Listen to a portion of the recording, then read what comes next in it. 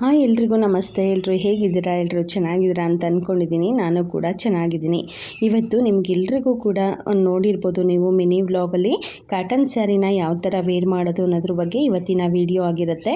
Cotton ಸ್ಯಾರಿನ ಉಡ್ಕೊಳ್ಳೋದಿರಲಿ, maintain ಮಾಡೋದು ಕೂಡ ತುಂಬಾ ಕಷ್ಟ. ಹಾಗೆ ಉಡ್ಕೊಂಡ್ರೆ ದಿನವಿಡೀ ಅದನ್ನು ಎಷ್ಟು ಇದರಲ್ಲಿ ಮೇಂಟೈನ್ ಮಾಡಬೇಕಾಗತ್ತೆ ಅನ್ನೋದು ಉಡ್ಕೊಂಡವರಿಗೆ ಗೊತ್ತಾಗುತ್ತೆ. ಯಾಕೆಂದರೆ ತುಂಬ ಹರಡ್ಕೊಳ್ಳೋದು, ಮಡ್ಚ್ಕೊಳ್ಳೋದು, ಇಲ್ಲ ಮುದ್ರಕೊಳ್ಳೋದು ಆಗ್ತಾ ಇರುತ್ತೆ.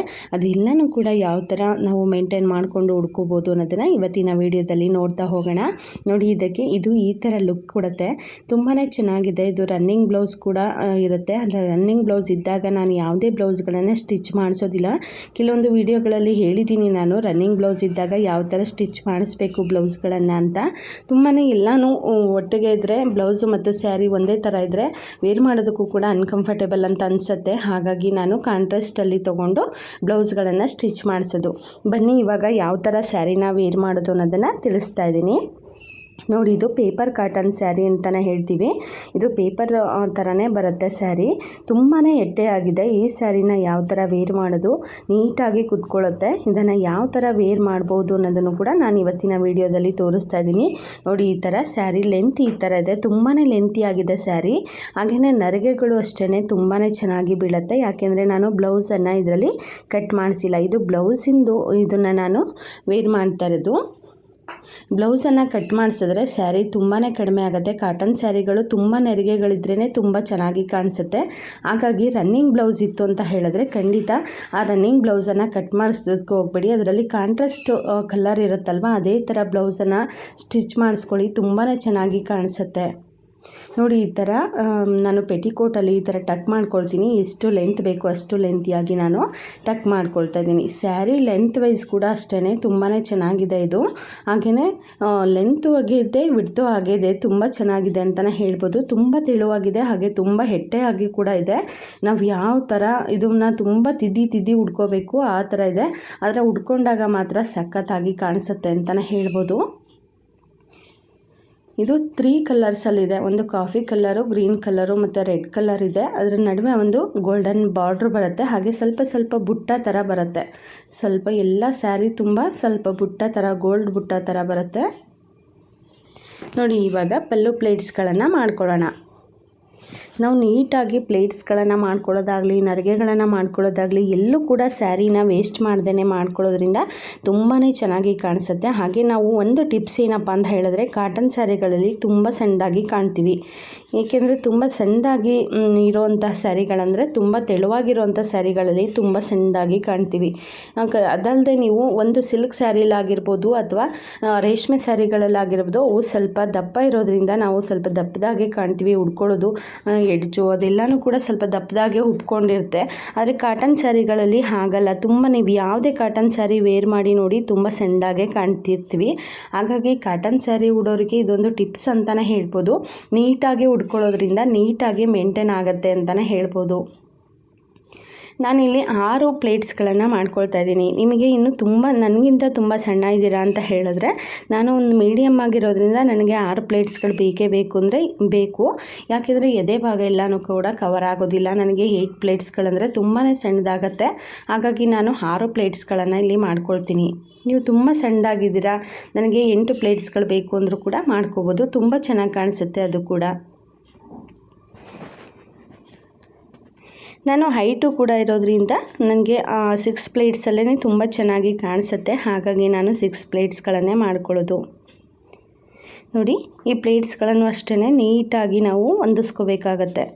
ನಾವು ಎಲ್ಲಿ ಫಸ್ಟಲ್ಲಿ ಯಾವ ಥರ ತೊಗೊಂಡಿದ್ದೀವೋ ಅದೇ ಥರ ನಾವು ಎಡ್ಜೆಲ್ಲನೂ ಕೂಡ ನೀಟಾಗಿ ತೊಗೊಂಡು ಜೋಡಿಸ್ಕೋಬೇಕಾಗತ್ತೆ. ಈ ಥರ ಜೋಡಿಸ್ಕೊಳ್ಳೋದ್ರಿಂದ ನೀಟಾಗಿ ನಮಗೆ ಪಿನ್ ಎಲ್ಲೂ ಕೂಡ ಹಲ್ಲಾಡೋದಿಲ್ಲ.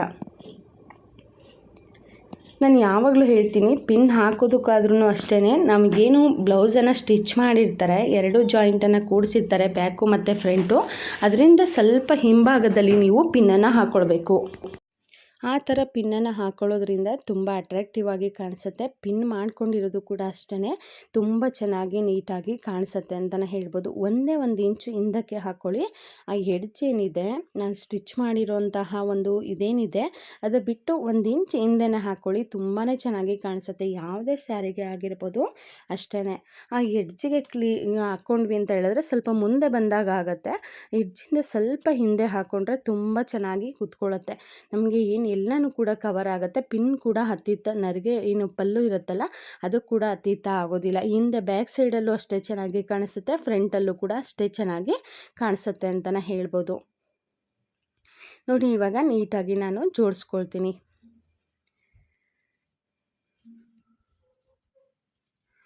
ಆಮೇಲೆ ಫ್ರೆಂಡ್ಸ್, ನರಿಗೆಗಳನ್ನು ಮಾಡ್ಕೋಬೇಕಾದ್ರೂ ಅಷ್ಟೇ ಅಲ್ಲೇ ಸಿಗಿಸ್ಕೊಳ್ಳೋದು, ಇಲ್ಲಿ ಸಿಗಿಸ್ಕೊಳ್ಳೋದು, ದಪ್ಪ ಮಾಡೋದಕ್ಕೆ ಹೋಗಬಾರ್ದು. ಸೀರೆನ ಉಡ್ಕೋಬೇಕಾದ್ರೆ ಎಲ್ಲೂ ಕೂಡ ಸೀರೆ ವೇಸ್ಟ್ ಆಗಬಾರ್ದು. ಎಲ್ಲನೂ ಕೂಡ ಒಂದು ನೀಟಾಗಿ ಸ್ಯಾರಿನ ಹುಡ್ಕೋಬೇಕು. ಅದು ಒಂದು ಟಿಪ್ಸ್ ಅಂತಲೇ ಹೇಳ್ಬೋದು. ನೀವು ನೋಡ್ತಾ ಇರ್ಬೋದು, ನಾನು ಇದುವರೆಗೂ 4 ಸ್ಯಾರಿ ವಿಡಿಯೋಗಳನ್ನು ಹಾಕಿದ್ದೀನಿ. ಎಲ್ಲೂ ಕೂಡ ನಾನು ಸ್ಯಾರಿನ ಸ್ವಲ್ಪನೂ ಕೂಡ ವೇಸ್ಟ್ ಮಾಡ್ಕೊಳ್ಳೋದಿಲ್ಲ. ಹಾಗಾಗಿ ಇಂಥ ದಪ್ಪ ಇರೋರಿಗೂ ಕೂಡ ತುಂಬ ನರಿಗೆಗಳು ಬೀಳುತ್ತೆ. ಆಮೇಲೆ ತುಂಬ ಚೆನ್ನಾಗಿ ಕಾಣಿಸುತ್ತೆ. ನೋಡಿ, ಇವಾಗ ಫಿಟ್ಟಾಗಿ ತೊಗೊಂಡು ಇಲ್ಲಿಗೆ ನಾನು ಕಾಟನ್ ಸ್ಯಾರಿಗೆ ಯಾವಾಗಲೂ ಕೂಡ ಇದೇ ಥರ ಪಿನ್ಗಳನ್ನು ಹಾಕೋಬೇಕು. ಅದು ತುಂಬ ಚೆನ್ನಾಗಿ ಕಾಣಿಸುತ್ತೆ. ನೋಡಿ, ಈ ಎಡ್ಜ್ ಏನಿರುತ್ತೆ ಅದಿಷ್ಟನ್ನು ಬಿಡಬೇಕು. ಒಬ್ಬೊಬ್ಬರು ತುಂಬ ಬಿಡ್ತಾರೆ, ಅದನ್ನು ತುಂಬ ಹಿಂದಗಡೆ ಸಿಗಿಸ್ಕೊಳ್ತಾರೆ, ಅದು ಕೂಡ ತುಂಬ ದಪ್ಪ ಕಾಣಿಸುತ್ತೆ. ಆ ಥರ ಮಾಡೋದಕ್ಕೆ ಹೋಗಬಾರ್ದು. ನಮಗೆ ಎಷ್ಟು ಎಡ್ಜ್ ಬೇಕು, ಒಂದು ನರಿಗೆ ಆಗೋಷ್ಟು ಮಾತ್ರ ಬಿಡಬೇಕು. ನೋಡಿ, ಇವಾಗ ಕಾಟನ್ ಸ್ಯಾರಿಗಳಿಗೆ ಇಲ್ಲ ಪಿನ್ನನ್ನು ಟಕ್ ಮಾಡಿದಾಗ ಮಾತ್ರ ಚೆನ್ನಾಗಿ ಕಾಣಿಸುತ್ತೆ. ಹಾಗಾಗಿ ಅಲ್ಲಿ ಪಿನ್ನನ್ನು ಹಾಕ್ಕೊಳ್ಳಿ. ಯಾಕೆಂದರೆ ನಮ್ಮ ಶೇಪ್ ವೈಸ್ ಕೂಡ ಅಷ್ಟೇ ಚೆನ್ನಾಗಿ ಕಾಣಿಸುತ್ತೆ. ಹಾಗಾಗಿ ಅಲ್ಲಿ ಒಂದು ಪಿನ್ನನ್ನು ಹಾಕೋಬೇಕು. ಪೆಟಿಕೋಟು ಮತ್ತು ಸ್ಯಾರಿಗೆ ಸೇರಿಸಿ ಒಂದು ಪಿನ್ನನ್ನು ಹಾಕ್ಕೊಳ್ತಾ ಇದ್ದೀನಿ. ಆ ಸೊಂಟದ ಭಾಗದಲ್ಲಿ ಯಾವಾಗಲೂ ನರಿಗೆಗಳು ಚೆನ್ನಾಗಿ ಕಾಣಬೇಕು. ಆಮೇಲೆ ಶೇಪ್ ವೈಸ್ ಕೂಡ ಚೆನ್ನಾಗಿ ಇರಬೇಕು. ಸೀರೆ ಎತ್ತಿತ್ತ ಆಗಬಾರ್ದು ಅಂದರೆ ಕಾಟನ್ ಸ್ಯಾರಿಗಳಿಗೆ ಅಲ್ಲಿ ಪಿನ್ನನ್ನು ಹಾಕ್ಕೊಳ್ಳೇಬೇಕಾಗತ್ತೆ ನೀವು ಇದರಲ್ಲಿ.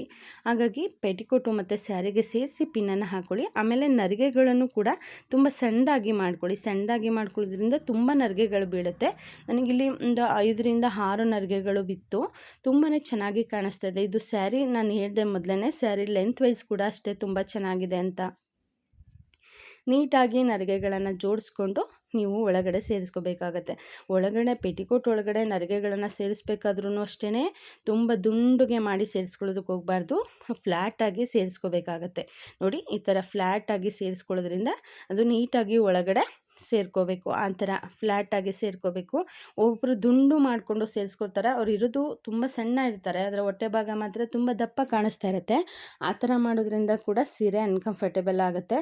ಆಮೇಲೆ ಎಷ್ಟೊತ್ತಿಗೆ ಸೀರೆನ ನಾನು ಬಿಚ್ಚುತ್ತೀನಪ್ಪ ಅಂತ ಅನಿಸ್ತಾ ಇರುತ್ತೆ. ಆ ಥರನೂ ಮಾಡ್ಕೋಬಾರ್ದು. ನೀಟಾಗಿ ಸ್ಯಾರಿನ ಟಕ್ ಮಾಡ್ಕೋಬೇಕು ಒಳಗಡೆ. ನೆರಿಗೆಗಳನ್ನು ಟಕ್ ಮಾಡ್ಕೊಂಡಾಗೂ ಅಷ್ಟೇ, ನಾನು ಹೇಳಿದ್ನಲ್ಲ, ನೀಟಾಗಿ ಟಕ್ ಮಾಡಿಕೊಂಡು ಈ ಥರ ಕೆಳಗಡೆ ಕ್ಲೀನಾಗಿ ತಿದ್ಕೋಬೇಕು. ಕೆಳಗಡೆ ಫಸ್ಟು ಯಾರು ಸಹಾಯನೂ ಇಲ್ಲದೇ ಕಾಟನ್ ಸ್ಯಾರಿಗಳನ್ನು ಉಡೋದು ತುಂಬ ಕಷ್ಟಪ್ಪ ಅಂತ ಒಬ್ಬೊಬ್ರು ಅಂತಿರ್ತಾರೆ. ಆದರೆ ನಮ್ಮ ಒಂದು ಇದ್ರ ಮೇಲೆ ಡಿಪೆಂಡ್ ಆಗಿರುತ್ತೆ, ನಾವು ಯಾವ ಥರ ಉಟ್ಕೊಳ್ತೀವಿ ಅನ್ನೋದು ಡಿಪೆಂಡ್ ಆಗಿರುತ್ತೆ. ನನಗೆ ಫಸ್ಟ್ ಆಫ್ ಆಲ್ ಸಿಲ್ಕ್ ಸ್ಯಾರಿಗಿಂತ, ಆಮೇಲೆ ರೇಷ್ಮೆ ಸ್ಯಾರಿಗಳಿಗಿಂತ ಕಾಟನ್ ಸ್ಯಾರಿಗಳೇ ತುಂಬ ಇಷ್ಟ ಆಗುತ್ತೆ. ಯಾಕೆಂದರೆ ನೀಟಾಗಿ ಕೂರುತ್ತೆ. ಆಮೇಲೆ ನಾವು ಹೇಳಿರೋ ಥರ ಸ್ಯಾರಿ ಮೇಂಟೈನ್ ಮಾಡ್ಕೋಬೋದು. ಒಬ್ಬರಿಗೆ ಕೂತಾಗ ಎದ್ದಾಗ ಮಡ್ಚ್ಕೊಳ್ಳುತ್ತೆ, ಸುಕ್ಕಾಗತ್ತೆ, ಯಾವ ಥರ ಅದನ್ನು ಉಟ್ಕೊಳ್ಳೋದೇ ಇದು ನಮಗೆ ಉಟ್ಕೊಳ್ಳೋಕ್ಕಾಗಲ್ಲ, ಕಾಟನ್ ಸ್ಯಾರಿ ಅಷ್ಟೊಂದು ಇಷ್ಟ ಆಗಲ್ಲ ಅಂತಾರೆ.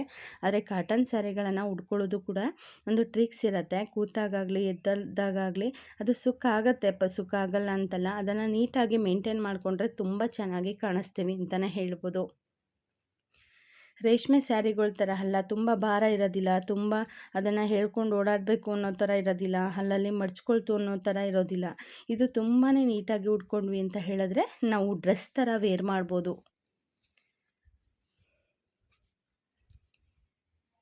ಲುಕ್ ವೈಸ್ ಅಂತೂ ತುಂಬಾ ಚೆನ್ನಾಗಿ ಕಾಣಿಸ್ತಾ ಇರುತ್ತೆ. ಯಾವುದೇ ಒಂದು ಕಾಟನ್ ಸ್ಯಾರಿಗಳಾಗಿರ್ಬೋದು, ಲುಕ್ ವೈಸ್ ತುಂಬಾ ಚೆನ್ನಾಗಿ ಕಾಣಿಸ್ತಾ ಇರುತ್ತೆ. ಈ ಥರ ಕಾಂಟ್ರಾಸ್ಟ್ ಬ್ಲೌಸ್ಗಳನ್ನು ಹೊಲಿಸ್ಕೊಂಡ್ರೆ ಮಾತ್ರ.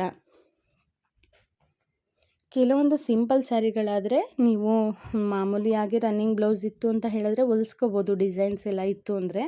ಈ ಥರ ಸ್ಯಾರಿಗಳಿಗಾದರೆ ನೀವು ಅದರ್ವೈಸ್ ನೀವು ಬೇರೆ ಬ್ಲೌಸ್ಗಳನ್ನು ಅಂದರೆ ಕಾಂಟ್ರಾಸ್ಟ್ ಬ್ಲೌಸ್ಗಳನ್ನು ಹೊಲಿಸ್ಕೊಳ್ಳೋದು ತುಂಬಾ ಲುಕ್ ವೈಸ್ ಚೆನ್ನಾಗಿ ಕಾಣಿಸುತ್ತೆ.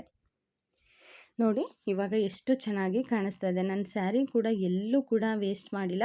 ನೋಡಿದ್ರೆ ಅಲ್ವಾ ಎಷ್ಟು ಚೆನ್ನಾಗಿ ಸ್ಯಾರಿನ ವೇರ್ ಮಾಡಿದೆ ಅಂತ. ಕಾಟನ್ ಸ್ಯಾರಿ ವೇರ್ ಮಾಡೋದು ತುಂಬಾ ಸುಲಭ. ಇನ್ನು ಸಿಲ್ಕ್ ಸ್ಯಾರಿಗಳಿಗಾದರೆ ಸ್ವಲ್ಪ ಕಷ್ಟ ಅಂತ ಅನಿಸುತ್ತೆ. ಇದು ತುಂಬಾ ನೀಟಾಗಿ ಕೂತ್ಕೊಳ್ಳುತ್ತೆ. ನೋಡಿ ಎಷ್ಟು ಚೆನ್ನಾಗಿ ಕೂತ್ಕೊಂಡಿದೆ ಅಂತ. ನಂದು ಒಳಗಡೆ ಡ್ರೆಸ್ ಇದ್ರೂ ಕೂಡ ನಾನು ಇಷ್ಟೊಂದು ಸಣ್ಣದಾಗಿ ಕಾಣ್ತಾ ಇದ್ದೀನಿ.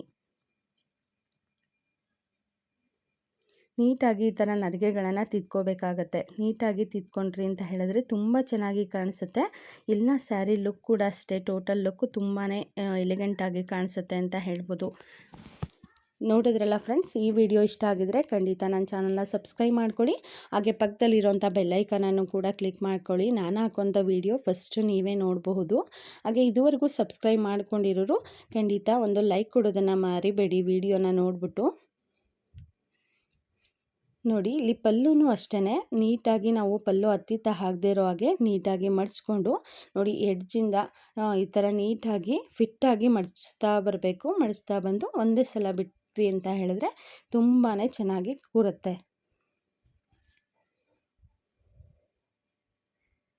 ಯಾವುದೇ ಒಂದು ರೇಷ್ಮೆ ಸ್ಯಾರಿಗೆ ಆಗಲಿ ಈ ಥರ ಮಾಡೋದ್ರಿಂದ ತುಂಬಾ ಚೆನ್ನಾಗಿ ಕಾಣಿಸುತ್ತೆ. ನೋಡಿ ಅದನ್ನು ಬಿಟ್ರಿ ಅಂತ ಹೇಳಿದ್ರೆ ಈ ಥರ ಚೆನ್ನಾಗಿ ಕಾಣಿಸುತ್ತೆ. ಇದು ಪೇಪರ್ ಥರ, ನಾವು ಪೇಪರನ್ನು ಯಾವ ಥರ ಮಡ್ಚುತ್ತೀವೋ ಅದೇ ಥರ ಸುಕ್ಕಾಗ್ತಾ ಇರುತ್ತೆ. ಆದರೆ ಉಟ್ಕೊಂಡಾಗ ಮಾತ್ರ ಸಖತ್ತಾಗಿ ಕಾಣಿಸುತ್ತೆ. ನಾವು ಯಾವ ಥರ ಉಟ್ಕೊಳ್ತೀವೋ ಅದೇ ಥರನೇ ಕೂರುತ್ತೆ. ನಾವು ಯಾವ ಥರ ತಿದ್ದಿ ತೀಡಿ ಉಟ್ಕೊಳ್ತೀವೋ ಅದೇ ಥರನೇ ನೀಟಾಗಿ ಕೂರುತ್ತೆ ಅಂತಲೇ ಹೇಳ್ಬೋದು. ಇದರ ಬ್ಲೌಸಲ್ಲೂ ಕೂಡ ನಾನು ತೋರಿಸ್ತೀನಿ. ಬ್ಲೌಸಲ್ಲಿ ವೇರ್ ಮಾಡಿ ಹಾಕ್ಕೊಂಡಿರೋವಂಥದ್ದು ನೋಡಿ. ಡ್ರೆಸ್ಸಲ್ಲೇ ಅಷ್ಟು ಚೆನ್ನಾಗಿ ಕಾಣಿಸ್ತಾ ಇತ್ತು. ಇವಾಗ ಅದರ ಬ್ಲೌಸಲ್ಲೇ, ಇದ್ರ ಬ್ಲೌಸಲ್ಲ ಇದು ನಾನು ಕಾಂಟ್ರಾಸ್ಟಲ್ಲಿ ಹೊಲಿಸಿದ್ದು. ನಾನು ನಿಮಗೆ ತುಂಬ ವೀಡಿಯೋಗಳಲ್ಲಿ ಹೇಳಿದ್ದೀನಿ. ಬ್ಲೌಸನ್ನು ರನ್ನಿಂಗ್ ಬ್ಲೌಸ್ ಬಂದರೆ ಯಾವ ಥರ ಬ್ಲೌಸನ್ನು ಸ್ಟಿಚ್ ಮಾಡಿಸ್ಬೇಕು ಅನ್ನೋದನ್ನು. ನಿಮಗೆ ಅದ್ರ ಬಗ್ಗೆನೇ ಸಪ್ರೇಟ್ ವೀಡಿಯೋ ಬೇಕು ಅಂತ ಹೇಳಿದ್ರು ಕೂಡ ಖಂಡಿತ ಕಮೆಂಟ್ ಬಾಕ್ಸಲ್ಲಿ ತಿಳಿಸಿ. ನಾನು ಇದನ್ನು ಗ್ರೀನ್ ಬ್ಲೌಸನ್ನು ಹೊಲಿಸಿದ್ದೀನಿ. ಅದಕ್ಕೆ ಸಣ್ಣದಾಗಿ ಎಂಬ್ರಾಯ್ಡ್ರಿನ ಮಾಡಿಸಿ ಹಾಗೆ ಸ್ಲೀವಿಗೆಲ್ಲನೂ ಸಣ್ಣದಾಗಿ ಬುಟ್ಟ ಬುಟ್ಟ ಥರ ಕೊಡಿಸಿದ್ದೀನಿ. ತುಂಬಾ ಚೆನ್ನಾಗಿದೆ ಈ ಬ್ಲೌಸ್ ಕೂಡ. ಆ ಸ್ಯಾರಿಗಂತೂ ತುಂಬಾ ಲುಕ್ಕು ಚೆನ್ನಾಗಿ ಕಾಣಿಸುತ್ತೆ ಅಂತ ಹೇಳ್ಬೋದು. ಈ ಸ್ಯಾರಿ ತುಂಬ ಜನ ಇಷ್ಟಪಟ್ಟು ಕೇಳ್ತಾರೆ. ತುಂಬ ಚೆನ್ನಾಗಿದೆ ಸ್ಯಾರಿ. ಹಾಗೆ ಬ್ಲೌಸ್ ಕೂಡ ಅಷ್ಟೇ ತುಂಬ ಚೆನ್ನಾಗಿ ವೇರ್ ಮಾಡಿದ್ದೀರಾ ಅಂತ. ನೋಡಿ ಅದು ಸಣ್ಣದಾಗಿ ಏನು ಮಾವಿನಕಾಯಿಂದು ಡಿಸೈನ್ ಬಂದಿದ್ದೆಲ್ಲ ಅದೇ ಥರನೇ ನಾನು ಸಣ್ಣದಾಗಿ ಎಂಬ್ರಾಯ್ಡ್ರಿನ ಮಾಡಿಸಿ ಒಂದು ಬುಟ್ಟ ಬುಟ್ಟ ಥರ ಕೊಡಿಸಿದ್ದೀನಿ. ತುಂಬ ಗ್ರ್ಯಾಂಡ್ ಲುಕ್ಕೇನು ಕೊಡೋದಿಲ್ಲ. ಈ ಥರ ಸಿಂಪಲ್ ಸ್ಯಾರಿಗೆ ಈ ಥರ ಬ್ಲೌಸ್ಗಳಾದರೆ ತುಂಬಾ ಚೆನ್ನಾಗಿ ಕಾಣಿಸುತ್ತೆ. ಒಳ್ಳೆ ರೇಷ್ಮೆ ಸ್ಯಾರಿ ಲುಕ್ ಕೊಡುತ್ತೆ. ಕಾಟನ್ ರೇಷ್ಮೆ ಸ್ಯಾರಿಗಳು ಬರುತ್ತಲ್ಲ ಅದೇ ಲುಕ್ ವೈಸ್ ಕೊಡುತ್ತೆ ಅಂತ ಹೇಳಿಬಿಟ್ಟು ಈ ಥರ ನಾವು ಇದು ಮಾಡಿಸಿದ್ದು.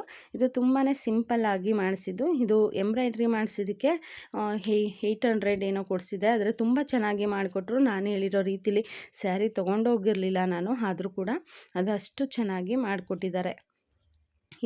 ಇದು ಕೂಡ 3 ಕಾಂಬಿನೇಷನಲ್ಲಿದೆ ಸ್ಯಾರಿ. ಹಾಗಾಗಿ ನಾನು ಗ್ರೀನ್ ಬ್ಲೌಸನ್ನು ಮ್ಯಾಚ್ ಮಾಡ್ಕೊಂಡಿದ್ದೀನಿ. ರನ್ನಿಂಗ್ ಬ್ಲೌಸ್ ಆದರೆ ಟೋಟಲಿ ಯೂನಿಫಾರ್ಮ್ ಥರ ಕಾಣಿಸುತ್ತೆ. ಈ ಥರ ಆದರೆ ತುಂಬ ಚೆನ್ನಾಗಿ ಕಾಣಿಸುತ್ತೆ ಅಂತ ಹೇಳಿ ನಾನು ಯಾವುದೇ ಒಂದು ರನ್ನಿಂಗ್ ಬ್ಲೌಸ್ ಇದ್ದರೂ ಕೂಡ ಅಷ್ಟೇ ಕಾಂಟ್ರಾಸ್ಟ್ ಬ್ಲೌಸನ್ನೇ ಹೊಲಿಸ್ಕೊಳ್ಳೋದು. ಎಲ್ಲ ಸ್ಯಾರಿಗಳು ಅಷ್ಟೇ ತುಂಬ ಚೆನ್ನಾಗಿ ಕಾಣಿಸುತ್ತೆ. ಹಾಗಾಗಿ ನೋಡಿ ಟೋಟಲ್ ವಿಡಿಯೋ ಈ ಥರ ಇದೆ. ಲುಕ್ ವೈಸ್ ಅಂತೂ ತುಂಬಾ ಚೆನ್ನಾಗಿದೆ. ಸ್ಯಾರಿ ಹೇಳಿದ್ನಲ್ಲ ಪೇಪರ್ ಕಾಟನ್ ಸ್ಯಾರಿ, ನಾವು ಯಾವ ಥರ ಉಟ್ಕೊಳ್ತೀವೋ ಅದೇ ಥರ ಕಾಣಿಸುತ್ತೆ. ಆದರೆ ಮೇಂಟೈನ್ ಮಾಡೋದು ಸ್ವಲ್ಪ ಕಷ್ಟ ಅಂತ ಅನಿಸುತ್ತೆ. ಆದರೂ ಕೂಡ ತುಂಬಾ ಚೆನ್ನಾಗಿ ಕಾಣಿಸುತ್ತೆ. ನಮಗೆ ಲುಕ್ ವೈಸ್ ತುಂಬಾ ಚೆನ್ನಾಗಿದೆ. ನೋಡಿ ನರಿಗೆಗಳು ಅಷ್ಟೇ ತುಂಬಾ ದೊಡ್ಡ ಸೀರೆ ಆಗಿರೋದ್ರಿಂದ ನರಿಗೆಗಳು ಅಷ್ಟೇ ಒಂದು 5ರಿಂದ 6 ನರಿಗೆಗಳು ನೀಟಾಗಿ ಕೂರುತ್ತೆ. ನೋಡೋದ್ರಲ್ಲ ಫ್ರೆಂಡ್ಸ್, ಈ ವಿಡಿಯೋ ಇಷ್ಟ ಆಗಿದರೆ ಖಂಡಿತ ನನ್ನ ಚಾನಲ್ನ ಸಬ್ಸ್ಕ್ರೈಬ್ ಮಾಡ್ಕೊಳ್ಳಿ. ಹಾಗೆ ಶೇರ್ ಮಾಡಿ, ಲೈಕ್ ಮಾಡಿ, ಕಮೆಂಟ್ ಮಾಡಿ. ಎಲ್ಲರಿಗೂ ಕೂಡ ತುಂಬು ಹೃದಯದ ಧನ್ಯವಾದಗಳು.